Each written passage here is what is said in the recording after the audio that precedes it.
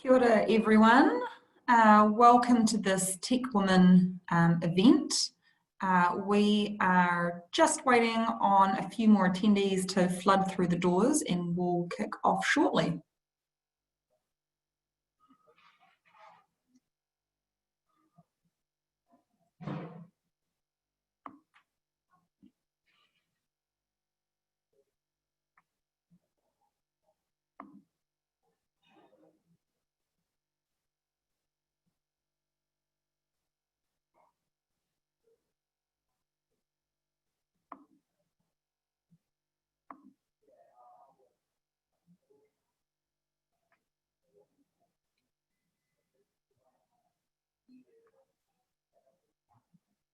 All right, we're going to get started.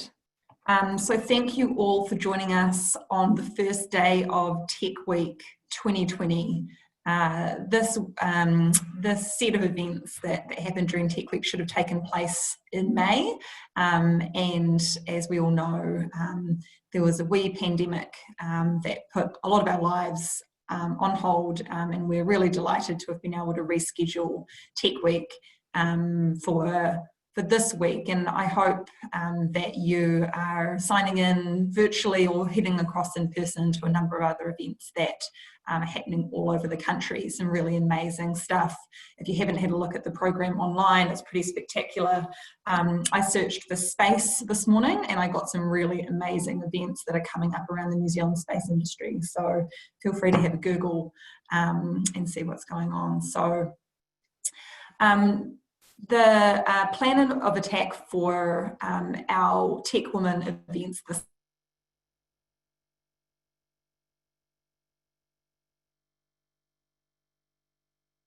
week is that it's actually that we have go. So today we're talking about the search for great female talent. On Wednesday we have an event on digital layering or digital skills, and a little bit around like mid-career changes if you've got either yourself or people that you know who are interested in coming into technology as an industry. Wednesday session will be really fantastic, and then we're really hoping that people can join us on Friday for a facilitated workshop that will look back at the content from the first two sessions and just a general chat about kind of Tech Week and how things are going. So it'll be not a webinar style like this, it'll be a Zoom where we can all see each other and we'll have the opportunity to have small breakout sessions. So really hope that you can join us for some other events as well. So when I was thinking about coming up with the event content that TechWomen wanted to do this year, I reflected on a lot of the conversations, and some of you may have joined us during lockdown. We had some drop-in sessions once a week, and we had a lot of people talking to us about recruitment. So we had people joining that session who were employers that were looking to increase the diversity in either their technology roles or within their organisation.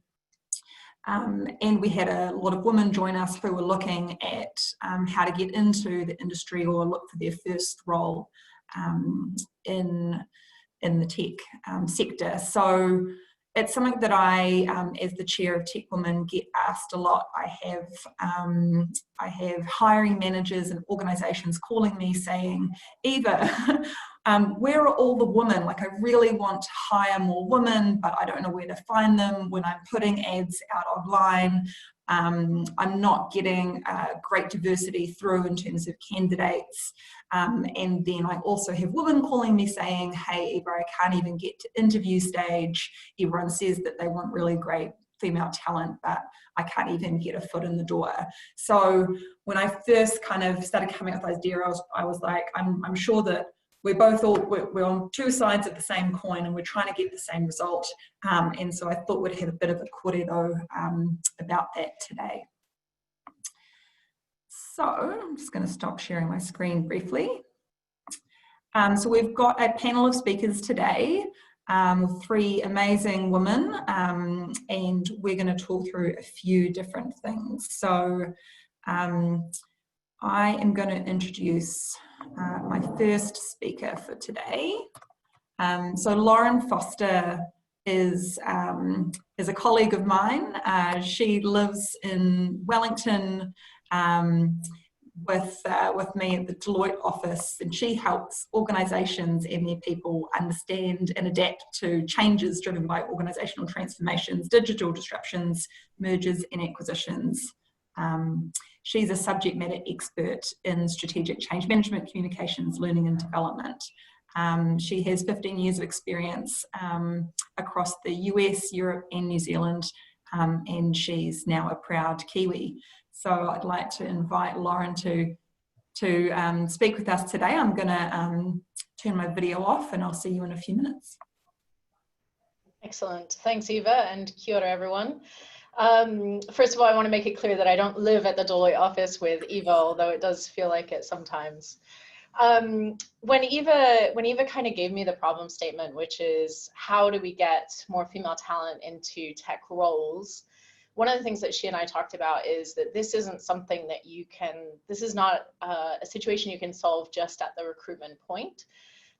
So what I thought would be helpful is, from a human capital perspective, just kind of looking at how you can actually take really specific actions, really actionable acts throughout that entire talent life cycle, which will ultimately help you result in a larger female talent pool. So what I'm going to do is I'm going to walk you through the 6 components of the talent life cycle, and I'm going to give you some concrete examples in each case. And I'm happy to take any questions at the end if you guys have questions about this. So first and foremost, what I would say is, as with all things, you need to start with a vision. So as an organization, what is your vision? Why do you care about having more female talent? Why is it important to you as an organization? And be really clear about defining that vision and communicating it, both internally within your organization from the highest levels, but also externally to talent and people that you're trying to recruit. The other thing I would say is that it's really important to define some quite specific goals and metrics that you want to try and achieve. Even if you feel like they may be unachievable in the first instance, it's really important to kind of define what it is, where you're trying to get to, so that you know when you're there, or you know how much further you have to get. So is your goal that you want 20% representation at the top table, 50% representation at the top table? What is that goal, and what is the time that you're gonna time frame that you're gonna put towards achieving that? The other thing I would say is that a lot of people want to start with talent acquisition as getting talent in the door, getting more female talent in the door. But what I would say is actually you need to kind of start a little bit earlier in the cycle and start with your workforce planning. Thinking about what are the skill gaps that you have in the workforce, in your current workforce, and what are the types of people that you can look for, what are the types of capabilities that you can look for to meet those skills. Then take that sort of gender lens across it and really challenge yourself on some of the quote unquote requirements that you need for each one of the roles. And I think we've all kind of seen this through COVID, is that a lot of people had, you know, for traditional roles, it would be, this is a 40-hour-a-week role. It's got to be in person in Wellington or Auckland or whatever. But what we've discovered over the last few months is actually things can be virtual. Maybe the hours don't have to be 8 until 5. Maybe there is an opportunity for more workplace flexibility. An interesting example here is something that actually one of our competitors, McKinsey, did in 2013. They found that what would happen is they would hire really talented young women into the firm at the beginning as sort of grads, and they would work their way through the firm, the McKinsey firm, and then at a certain point they would leave, many times to have children or go on to different career options. And what they said is, you know, rather than going out and trying to find other people to fill these roles, why don't we actually say, why don't we actively go after these women that we've previously hired and that are known to us, know our ways of working, and get them back into the workforce. So there was a whole campaign called McKinsey Wants Moms, or Mums, I think it was British. And that was sort of one specific example. Moving on to the second point, which is talent acquisition. So I think some of you may be aware of research has shown that there can be gender bias even just in the language used around your job ads. So making sure that there's programs that you can run your job ad through to make sure that there's no gender bias in the ad itself. You should, again, another option would be to put clear targets or goals in place. So you would like, 50-50 applicants to get through to the interview stage, male and female. There could be a simple requirement that for every role, there must be at least one female that is interviewed. And then other considerations that women are often negotiate less strongly for salary. And so making sure that you're being really clear and fair on salary negotiations right up front, so that you're not kind of baking in some of those issues that lead to gender pay gaps. And then finally, what I would say is some kind of training for your people that are going to be doing the interviews, so that they understand, they're involved in that recruitment process, and they're kind of really thinking through and taking that into account from the earliest points. Next, I'm going to talk about performance experience or performance management. This is another point where there's some really clear actions that you can take to make sure that you're not unfairly disadvantaging women. So, for example, making sure that any performance conversations are really fact-based, that there's no hyperbolic language being used, like, this person's like a real go-getter, they're a real gun. Like, what is the language that you're using around communicating about people? Make sure that the conversations are really fact-based. If you have ratings, or once you've done your sort of performance reviews, if you're looking at promotions and things like that, really important to use a gender lens to look across that. So, are your highest ratings being unfairly representative to men, for example, or vice versa, and making sure that there is some kind of criteria that are very clear in order to achieve those ratings and promotions. Another thing that I've seen work really well is having a quote-unquote diversity champion sitting in the room during talent conversations. A lot of times that can just make sure that people are kind of aware of the need to use better, more inclusive language.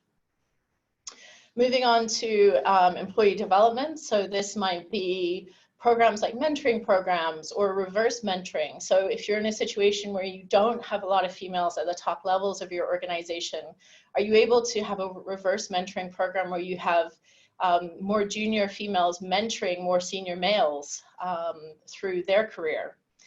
Sponsorship programs, that's another really popular example. And sponsorship is a bit different from mentorship because it's actively sponsoring the sponsoree, so actively providing them with opportunities and pushing them forward rather than just kind of helping coach and mentor. Then in succession planning, making sure that you have set aspirational gender goals, that you might set a goal like a woman must be considered for any tier 2 level role that is opening up, or tier 3 level role. And again, setting really clear and objective criteria so that people understand what it is that they are aspiring to or moving towards. And then finally, REM. People are obviously very aware of the gender pay gap. So if you have looked at your REM data and there is a gender pay gap, making sure that there's some commitment to addressing that and communicating how you're going to address that. And then finally, I just wanted to end with a personal story for myself. About 10 years ago, I finished my MBA. I went to Georgetown University in Washington, D.C., and I was going through the recruitment process. It was right in the middle of the GFC, so I was kind of happy to get an offer. I ended up with two. I ended up with one at Deloitte and one at a competitor to Deloitte. And one of my classmates had also got a job offer at this competitor that I shall remain nameless. And we were sort of comparing our offers, and both of us had the same number of years of previous experience. We got the same offer at the same level, in the same team. We did our MBA at the same school. We got the same rating, and my offer was $18,000 less than his. So that was kind of a really tough thing for me to see as a woman, as a young woman. And as you can no doubt guess, I declined that offer and I moved over to Deloitte, and here I am today, 10 years later, as a partner. Thanks so much, Lauren, and I love that personal story. It is, we like to think that, oh, you know, how could these things still be happening? But I think they are, and it's really important that we recognise that, and so thank you very much. There's a couple of things that I've done. I've just popped in a link to the Maxfield gender decoder, so you can put your job ads through this if you like, and it can tell you how that masculine, feminine ratings are kind of coming out on your job ads. That's something that's been around for a while. People really love it. If you haven't seen it before, it's in the chat. The second one is that workforce planning for me is just so key, because you know, to go out to market and hope that you're going to get lots of women apply. We're only 30% of the New Zealand industry workforce at the moment, and I like that idea of being able to grow talent, like we want to add to the pool.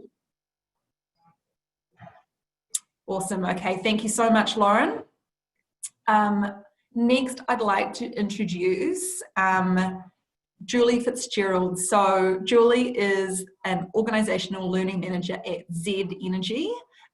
She ensures that Z is building a dynamic workforce with a culture of lifelong learning and redefined views of their career. Prior to that, Julie was the Z talent manager who, in addition to talent attraction, recruitment, onboarding and development, led the development of Z's diversity and inclusion stand. Julie is passionate about people achieving more than they thought possible through having a growth mindset, and about creating working environments where people can be successful by being themselves. So I'd like to welcome Julie. Thanks, Eva. So I think it's lovely when you're on one of these things and the previous speaker is like, I'm going through the things I was talking about. I'm like, tick, tick, tick, tick. So yeah, I can certainly endorse everything that was said. I'm going to start a little bit with a bit of a story about our diversity and inclusion stand, because I think that's really relevant to what Lauren said about starting with why this matters to you in the first place, and then just talk a little bit about some of the things that we've done in this space and where we're at now. And just want to let, we're by no means done, and we're by no means perfect in this space, but there's some lessons that I've learned along the way that will hopefully be useful to you all. So at Z, we have a document that's called the Z Why. We had it before Simon Sinek did his thing with Start With Why, but it's pretty much the same thing as, like, by starting with what our purpose is and why this stuff matters to us, we're then able to, you know, empower our people to make really good decisions that are consistent with our purpose. So in the Z Why, we have 4, and we call them stands, and our stands are the things that we want to be distinctive on, that really matter, and that really guide our behaviours and our strategy and the way that we make decisions. And our stands are on health and safety, community, which other organisations might call corporate social responsibility, environmental sustainability, and diversity and inclusion. And our diversity and inclusion stand is our newest one. So we've had it for just on 3 years, and I led the piece of work to develop that stand. Now, even though the stand is only 3 years old, it doesn't mean that diversity and inclusion didn't matter at Z before that. But 3 years ago, we wanted to elevate our commitment in that space. And we did a whole bunch of work where we talked to all of our people, we talked to a bunch of external stakeholders to find out what really mattered, and what we could be distinctive on, I guess, and where we could really have an impact, not only inside Z, but on New Zealand as well. And at the heart of the stand, and the stand is in the ZY, which is on the Z website, so it's a public available document, you can go and have a look at it. But at the heart of the stand is 2 things. Number one, we're committed to reflecting New Zealand. And the second thing is we're committed to our people being successful, being ourselves. So, you know, there's that, we want to reflect New Zealand, so we want to be diverse, and because New Zealand's a really diverse place, our customers are diverse, so we want to make sure that our workforce reflects our customers, and we saw some gaps in that space. But the other thing is we want people to come to work able to be who they are, and not have to pretend to be something else or hide a part of themselves or flex too much on bringing their unique contribution to work.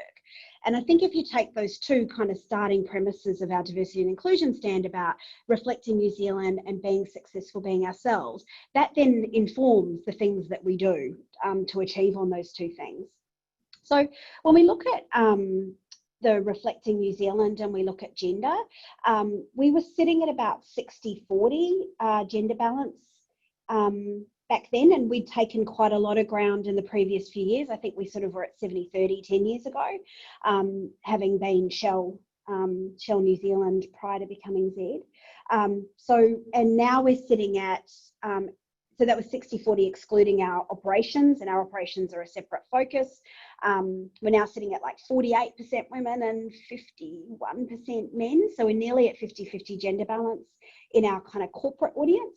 And then we've got a separate focus on our, what we call supply operations, which is like our terminals and our biodiesel plants and our aviation, where the women's only 10%. So we've got quite a lot of work to do there.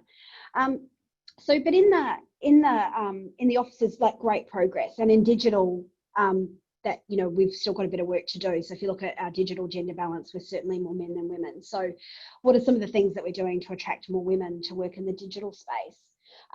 So we had a look at our job ads. So that was one, and we use Textio for the text analytics, but same sort of thing as the gender decoder. And what was really interesting is what we uncovered by doing that was not only was there a real masculine tone to the job ads we were putting in market, but the tone that we used in the job ads was from our leadership framework. We're using a lot of the leadership language from our leadership framework. So we uncovered that the way we were talking about leaders inside Z had a very masculine tone. So we've actually just recently revamped our leadership framework, and we've really taken a look at the language that we use to make sure that it's more inclusive, and not using a bunch of sports analogies or war analogies to describe what great leadership looks like, so that it's language that that hopefully many more people in Z can relate to and look at that and go, yeah, I could do that. So that's one of the things. But I agree, that's not the only thing. So just changing your job ads and changing your attraction strategy isn't going to help you address gender balance in your workforce. So, so some of the other things that we've done, the first one is making sure that we do a lot of stuff internally so that when people are here, they can be successful being themselves. So it's sort of looking at the language in our leadership framework as one, but, you know, kind of being led by our values, encouraging people to be heard, encouraging inclusive leadership as a leadership capability, things like that. So putting a real focus on building the capability of our people so that when people arrive, they feel like they can be heard and contribute is really important. But I think more specifically in the digital space is that we recognise that the market doesn't exist. So there isn't, it's not that just, you know, there's a market of people out there willing, you know, wanting to work in digital who are female, and then you can just go pick from them. It's actually, we need to take some responsibility in creating that pipeline as well. And there's probably a couple of things that we're doing that I think are of interest to share. I keep looking up because I've written everything on the whiteboard just here. So if you wonder why I'm looking up, I'm reading my notes. And one of those is our digital team has constructed itself into what we call communities of practice. So each of the specialist areas in digital are within a community of practice. And that community of practice has a really clear capability and succession plan within it. So if you come in at a junior level, you can see a pathway, say a junior business analyst, for example, you can see the pathway and the different levels of capability that you need to build up. So by doing that, it makes it really transparent to people when you're coming in about what might some career pathways be for you in digital, and also some really clear support that you get by joining that community of practice, like mentoring and access to learning and development and support to grow the skills and capabilities that you need, which is awesome. So that's one thing that we're really doing. The great thing about that, what started to happen, which I just think is so exciting for us, is that we're starting to have many more people joining our digital team from outside of digital because of that, I think. And a couple of great examples. I think we have an in-house cafe. I don't know if those of you have visited the Z Shed in Wellington. We've got a cafe in-house. We have 3 of our cafe baristas have gone on to work in our digital team in junior roles within those different communities, doing things like business analysis or project coordination, that kind of stuff. So because they can see there's access to a way of learning, they're getting a foot in the door. And the great thing for us is that we know those people are a great fit for Z in terms of like really great attitude, wanting to learn, you know, already have built lots of relationships with people internally, and then we've got a pathway to upskill them and learn the things that they need to learn in those digital spaces. But we've also had people move across from digital from our commercial business, from our retail business, all sorts. So we kind of you know, building that kind of talent pool ourselves and growing it ourselves. And as an organisational learning person, I think that's amazing. You know, and you know, it gives us lots of opportunities to grow and develop our people. Probably the other thing I would point to is we do have a target. So I absolutely believe that you need the principle-based thing that says this is why this matters to us. And my belief and you know, where Zed's gone with it is that I don't think you get anywhere unless you don't. I don't think you get progress unless you set a target. So by setting a target, if we want to reflect New Zealand and specifically setting that 50-50 gender target, I think that has helped us to make progress, because you know, when you're not there, you ask questions about why we're not there, and then you start looking for new ways of you know, approaching and getting great talent and encouraging people to think differently about how they recruit and attract. So that's probably one other thing. I guess the last thing, and I'm not sure how I'm going for time. I meant to look at the clock just before I start. I think I've got a couple of minutes. You're okay, go ahead. I'm okay, cool. Is so on that inclusion piece, so looking at how you measure inclusion, and we actually use I use the Deloitte inclusion maturity model to inform our thinking about what does having a really inclusive, great workplace mean. So so I'm sure, Eva, you can share a link to that article, but I found that really useful, because I think you can just look at engagement, and I think engagement will tell you how your people are doing. And I think if you've got groups of your people who are less engaged than others, I think that can help you. But I think by looking at something like that inclusion maturity model, which kind of looks at all the different elements of what it means to have your people really belong and actively contribute in a way that, you know, causes better results for your organisation, is really useful. So we kind of line up our staff feedback through our engagement surveys with that maturity model to see how we're going in the different elements. And the great thing about looking at it in that way is it really helps us to think through, oh, what are we missing? Like, what could we be asking our people that we don't necessarily understand? Or when you look at a group that's less engaged, it helps you maybe diagnose a little bit more about where you might want to ask or look at different things. So that's been really helpful. And then coming back to leadership, I think, is really setting clear expectations inside Z through our leadership framework and what we expect of leaders. So our leadership framework is kind of quite central to how we talk about behavioural expectations inside Z, how we assess people's performance. So it's quite a central kind of thing. And explicit within that is being a successful leader at Z is about being inclusive. It is about and it's not only the behaviour of being inclusive, but we tie it to the business results of having an inclusive workforce. Because I think, you know, there's loads of stuff out there that says that the more diverse your workforce is, the more you're able to leverage that diversity in terms of getting different ways of thinking and innovation and all that kind of great stuff, the better results that you get. And so by talking about it, not just in the principles, this is the right way to do things and this is what we stand for, but also we would be daft not to approach things this way, because it's really good for business. And we're not going to be able to innovate and evolve and survive in the market if we're not making the most of, you know, every great idea that we've got, and making sure that our people can speak up and point things out if things aren't going well. You know, those things have to go hand in hand. So I think having that commercial lens to this, as well as the social lens, can really help engage stakeholders and get the behavioural change and things that you want. So, so like I said, we've done some stuff. We've had some good positive results, and we've kind of got so much more that we could do in this space. So, so yeah, if you have any feedback for us, please let us know. But I think that's probably all I wanted to cover. Thank you so much, Julie. And I think it's absolutely right that we're all on a journey, and some businesses are at kind of higher levels of maturity in these areas, and some of us are not. And no one's reached the destination yet. So really appreciate you sharing what Zed has done. It was really interesting for me, and a lot of time with Lauren's conversation as well. We've got some great questions coming through in the Q&A, either on the chat or in the Q&A function, so keep those flowing through. We'll go to our last panelist and then we'll bring everyone back and we'll answer some of those questions, so keep popping them in. My next speaker is an old friend of mine. She's young, but we've known each other for a long time. Adela has spent most of her life in HR and recruitment in the technology space, predominantly working with startups. She is currently the People and Recruitment Manager at Montreux and is responsible for all recruitment, HR training and development and employee experience activities, so quite a big role. She's passionate about helping people flourish and love the work they do. So welcome, Adela. Hi, thank you, Eva. Yes, Eva and I went to school together. So yeah, a nice link there. But yeah, today I'm going to talk to you a bit about, well, really give you some practical tips about how you might approach a job search.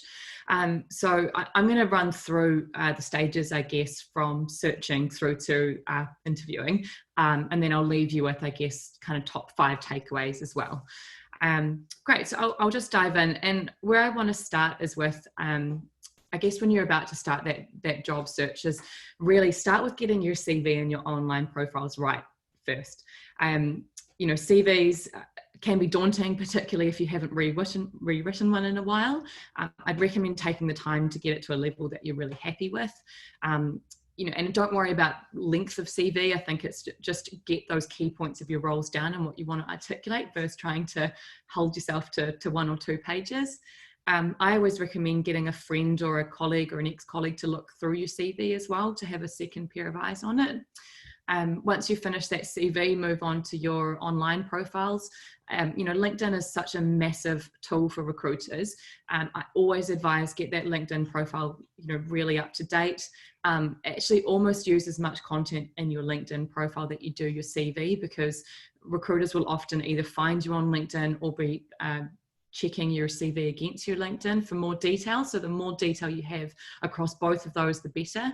And if you're using other social profiles, like if you're a designer, if you've got a portfolio, or if you're a developer and you've got a GitHub profile, you know, link them all together as well, because the more information that recruiters can find out about you before chatting to you, the more rich that conversation is going to be, because they'll already have a background of your skill set.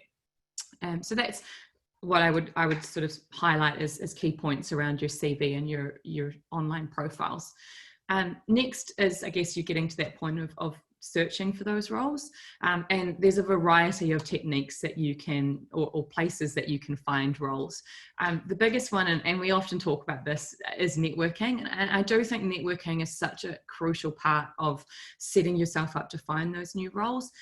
You know, there are some great female tech groups as well that you can really get involved with and leverage and make those connections. In particular, and this is one that I can share in the chat, there is the Female Fueled Tech Talk group. Eva actually, and myself, mainly Eva, run some mentoring circles through TechWomen as well. So they're all really great places to start building your networks. And, you know, when you come to that point where you're looking for that next role, leveraging your networks and those relationships that you've been building is a really great way to find that next step for you. A lot of people ask me about how should I use recruiters and when. Honestly, my advice is you can use as many recruitment companies as you feel you want to. There's no limit. You don't have to deal with just one. Every recruitment company will have a slightly different client list. So my advice is research what recruitment companies specialize in, find a consultant that, you know, that tends to be someone that you kind of gravitate and get along with, and use more than one, because, you know, again, you can be put forward for different companies through different recruiters. So there's no hard and fast rule about how many recruitment companies you should be speaking to. Actually, going back to networking as well, one thing that I find is it can be quite beneficial is those online groups that you can gain through networking and meetups as well. So as an example, the UX Wellington meetup group and the JavaScript Wellington Meetup group. They all have Slack groups, if you've all heard of Slack before. And within those Slack groups, they'll often have job channels. So it's another really great way, if you're getting into those networks, jump on their Slack channels, find their job channels, and that's a great way to find resources as well. So yeah, I guess what I would say is my overarching point on searching is utilize as many platforms and people as you can throughout your job search. When you're getting to the application stage, one thing that I often find, and this is something that I've done myself in the past, is women do tend to apply for those roles where they feel they're ticking almost all the boxes. So you've got a list of requirements in the job ad. It's really typical that women will make sure they're ticking all of them before applying. Typically, men will apply for jobs that they are maybe ticking closer to half or 70% of. So I think as a woman, you've got to be really conscious of pushing yourself. Go for those jobs where maybe you're thinking, I can do some of those, I can't do all of them. Honestly, my advice is just apply anyway.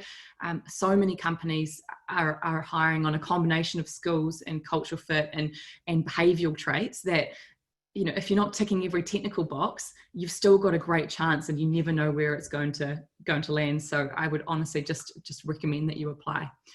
When you're getting to the interview stage, my biggest piece of advice is really take the time to prepare examples for your interview. We all know those classic questions that come up. What are your strengths? What are your weaknesses? Talk me through a recent piece of work or project you've worked in. I know that I freeze sometimes in interviews. Everybody does. I've seen it time and time again. So the more preparation that you can do, just thinking through a few scenarios of work that you've been proud of or that you've completed recently that had a great outcome, take the time to really refresh your memory on those examples. And my second point on interviewing is really do your research of the company, because you've got to remember an interview is not about them just interviewing you. It's about you also interviewing the company that you want to work for, and find out what's important for you. So researching in advance will let you get all the information that you need about the company, so you can really figure out what questions you want to ask in the interview to find that right role for you. And an additional benefit is, it makes you look highly engaged, and that's something that all hiring panels love to see. They love to have that connection with someone who seems really highly engaged about their company, what that company is doing. And then after the interview, really, I would say, don't be afraid to ask for feedback. Take it as a learning opportunity. If you're successful, if you're not successful in the interview, always ask for that feedback so you can keep learning yourself. And I think as well, don't be hard on yourself. It's very rare that someone gets the first job that they apply for. So you are going to get knocked back. We've all been knocked back before. Sometimes it happens time and time again. I've been through that myself. And I think the key thing is there, don't be too hard on yourself. You're only human. You're learning every time. And it's great experience just going through an interview process. I'm going to pause there and just apologise if you hear my dog, my puppy barking in the background. He is, I've been giving him treats to keep him entertained, but no such luck. But yeah, actually that takes me to the end of I guess my point. So to summarise what I would say is my top kind of key takeaways is, number one, get your CV and social profile sorted and kind of reference checked by someone, a friend or a colleague. Two, use a variety of platforms, recruiters, networking techniques when you're searching. Three, don't be afraid to apply for roles if you think that you're a little bit, if they're maybe a little bit above your skill set, just do it anyway. Four, research the company and prepare examples. And five, don't be hard on yourself. So that's me. Thank you very much.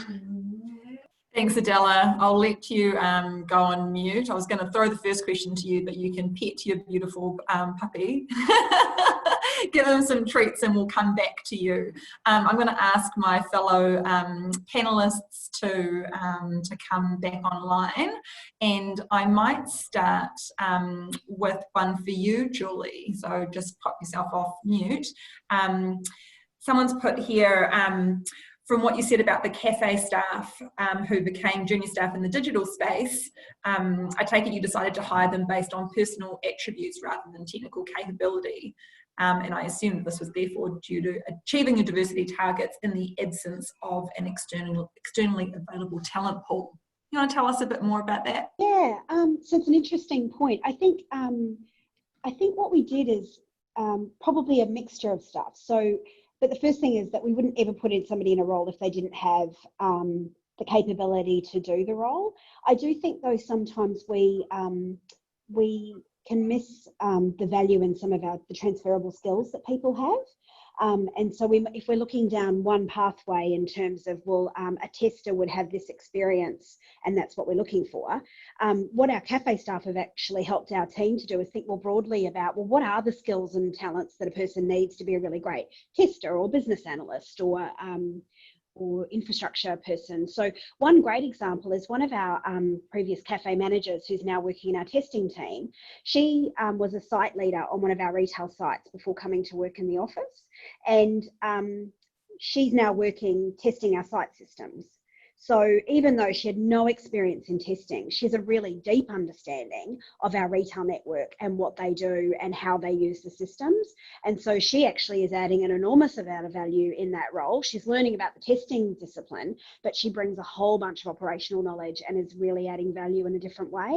So I think that's the way I would frame it, is in terms of looking at the transferable skills of people and going, well, what is it that you've already got that you could bring that not only means that you can do the job, but actually brings some diversity of thought to the team and diversity of approach, which then helps the team achieve even better results. So that's how I'd frame that one. Thank you so much. And I'm going to lead on to a next question for Adela, because this is just another side of the same coin. So for career changes, are there specific keywords or strategies to convince recruiters that your skills are transferable? Yeah, and that's a really great question. And I think my advice is, what you need to really do is actually start from actually sitting down and thinking, it's almost like writing yourself a bit of a list, like what have I been doing? What do I want to do next? And start thinking one by one, what are the transferable things? Because honestly, so many roles that we're all in, there are so many elements that you can take over to that next position. And I think the more upfront work and research you do yourself to identify it, then becomes easier to articulate as well. And specifically, I guess, when you're contacting and speaking to that recruiter, first of all, I think it's your cover letter, like use whatever you've come up with as your kind of list of transferable skills. Get that clear front and center in either your cover letter or your summary on your CV. I always recommend having a summary paragraph up top, because that is like the first thing that people are getting drawn into. And so that's a really good opportunity to really articulate what you feel is transferable as well. So that would be my top tips. It's really understand yourself, what's transferable, get that top and center of whatever content you're sending across. And then when you're speaking to a recruiter as well, I think that's when you really got that foot in the door and you're having those conversations and really trying to articulate that. Cool. Thanks, Adela. Going to Lauren, how do we remove the stigma of sharing our salaries with each other? Yeah, sure. So I think my environment back in the story that I gave was in an educational environment. So I think it was fairly normal for us to all get together and kind of compare our offer letters, because at that point we were all equal. And so there was no sort of, there wasn't a lot of hierarchy involved.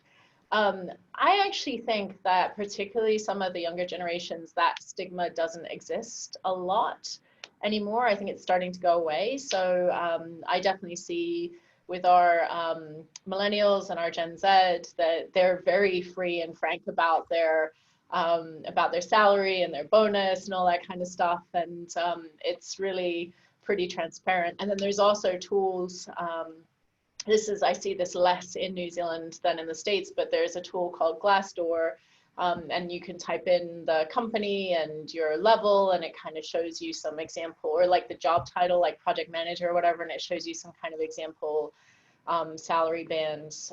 So I think there's like an increasing trend towards sharing that information. And I think what I would just say is understand why you're sharing that information, like be clear on what you're trying to get out of that, do it with care so that you're not understand that the person on the other side may be in a slightly different situation too. So I think it's personal choice for people, but I'm definitely seeing a trend towards more transparency rather than less. Thank you. Our next question is for Julie. In Zed's kind of environment, not only as an amazing digital company, but also as an energy company and attracting more females, what are the roles that are available, and are there roles that are better suited to males or masculine attributes, or are they transferable between genders?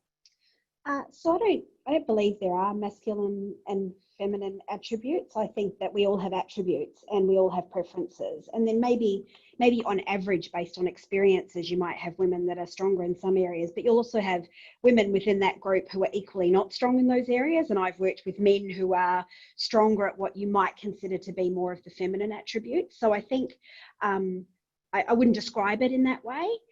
And at the same time, I think there are roles where certain attributes bring greater strengths. I think probably more broadly though, I think that the skills that have the attributes that have been traditionally attributed to women, so what we would traditionally call the soft skills, which Josh Berson's now calling the power skills, which I love. So empathy, coaching, some of the leadership stuff, all of that now. And again, I'm saying that absolutely men are also and can be great at that stuff. That stuff is in all of the literature that I read about the future of work.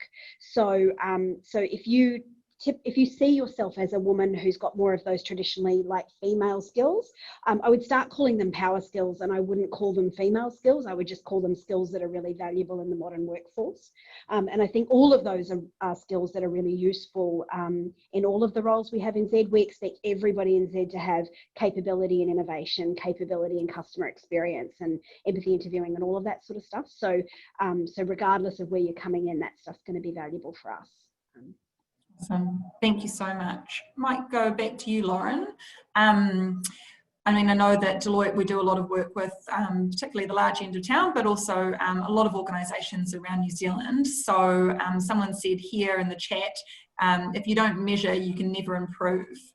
You can't manage what you can't measure. She notes, I assume it's a woman here, I know many companies in New Zealand don't do this. Do you have any reflection? Yeah, no, I agree with that. And I think it kind of touches on something that we haven't really mentioned here as well, which is the flip side of the coin. Like, how do you have the conversation with men, for example, when you're being really overt about saying, we want to push more females into leadership roles? How do you have like a really free and frank conversation with men that may have been considered themselves next in line for promotion, that now that is not, that's not, for sure anymore.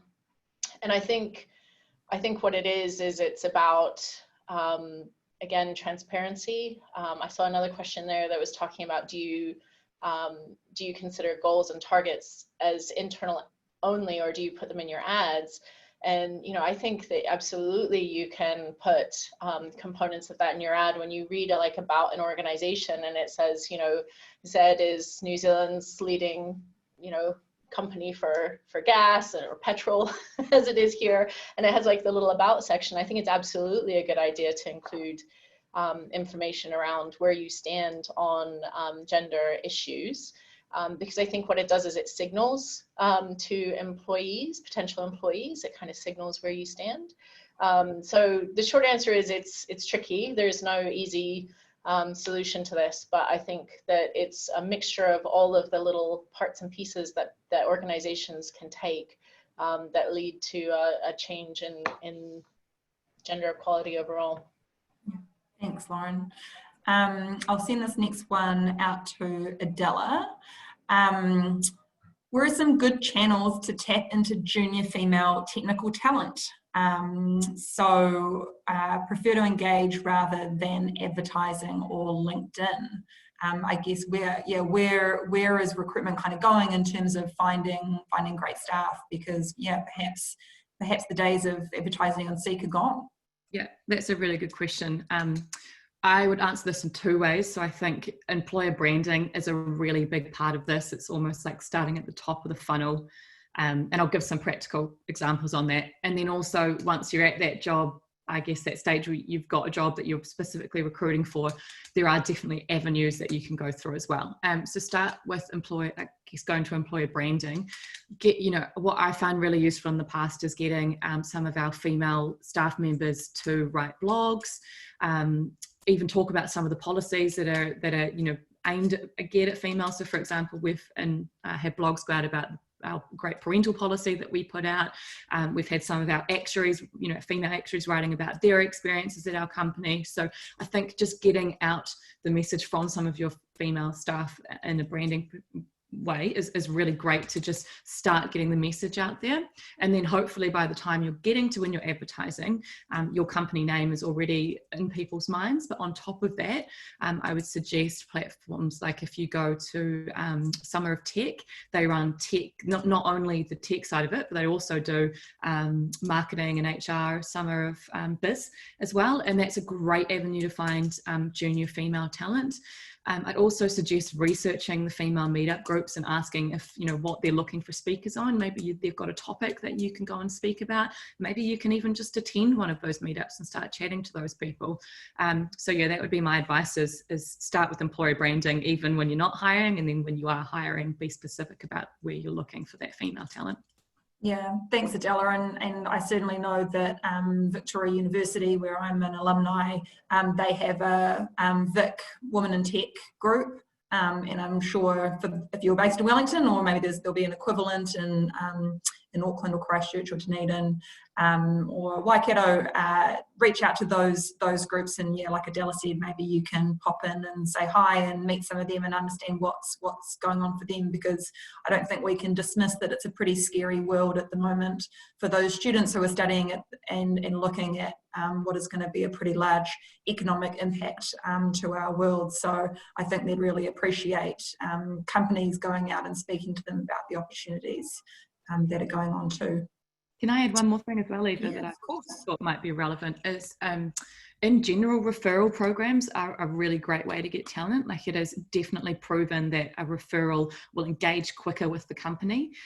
So, if taking on the advice that Lauren and Julia said, if you're being really specific about wanting to bring female talent in, and you're being, talking to your staff about that, go and ask them if they know any great female talent. That's another avenue that you might be able to explore. Wonderful, thank you. Someone's asked here, and maybe I'll stick with you, Adela. I'm not good at negotiating salary. This is I don't know if it's a New Zealand thing, but we feel a bit icky when we're talking about money. So are there any advice you'd give to someone around asking for the price that they think they deserve? Yeah, good question. And I'm definitely in that, well, I have been in the camp in the past. I tend to go red in the face and mumble when getting asked about salary. I'm better now, but it honestly is one of the things that women in particular really struggle with. What I would say first off is you actually want to do your research on what is fair in the market for your position. So I think Lauren mentioned Glassdoor. That's a great one. Like, even there's pay scale as well, which is really relevant. Even if you just type into Google intermediate developer salary or project management salary, loads of recruitment companies do amazing surveys and will give you, you can download those surveys and get price points on what is a fair salary in the market. Once you're geared with that information, you can be confident going into those conversations. What I would say, if you feel like in your current role you're getting underpaid significantly, or not even significantly, just in general, you don't need to mention that figure that you're on now. You talk about the figure that you want in your next position, and that's when you're really clear about the research that you've done. And just be confident, and maybe going a little bit higher is the right approach for you if you want to be able to negotiate a little bit. But I think get that figure that's clear in your head and aim for that. Awesome, thank you so much. Julie, did you have any final words that you wanted to share? I just think I've been nodding when Lauren and Adela have been answering their questions. So I just want to say there's been like some great advice on here. Definitely nodding my head with all of that stuff. So certainly I think you're recording it, so go back and have a look at the recording. So great advice there. But otherwise, you know, I just think, you know, think creatively about what it is that you're looking for, and get really, really clear on understanding the skills that you actually need versus the skills that you think you need if you're recruiting, because I think that can open up a bunch of avenues that you may not have considered. And then I think a lot of the barriers that people are talking to Adela about as employers, we can kind of help open those as well. So that's probably what I would add at the end. And yeah, thanks for having me. So Thanks, Julie. Awesome to have you. Lauren, any final words from you? I had a comment on the last question about negotiating, and I thought, you know, one of the things that I've always found really helpful for things that I'm not very good at is practice. So if you have a friend or a family member and, you know, asking for money is something that is really uncomfortable for you, I would actually just role play it a few times and, you know, just get the bumpiness out and, you know, be reassured that this is a very normal part of the discussion. No employer is going to be hiring you expecting you to not have a figure in your head. So I think it's totally fine and appropriate to state that. And I know it can be uncomfortable, but it's very normal from the employer's side. So, but this has been great. I think this has been a really, really nice structured panel. So well done, Eva, for pulling it together. You're so welcome. And there's more to come, but wait, there's more.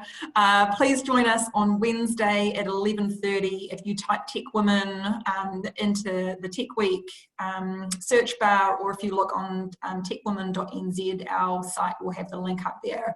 On Wednesday, we're going to be talking about digital layering. We're going to have some women speaking who have done the mid-career change. So please send it out to your networks and your friends. Please come along. It has been a pleasure speaking with all of the panelists today, and thank you so much for your time and for all of the participants. We got up to about 75 participants who are listening in today. Thank you for your time, and your questions have been fabulous, and I hope to see you all again soon later in the week. Ka kite.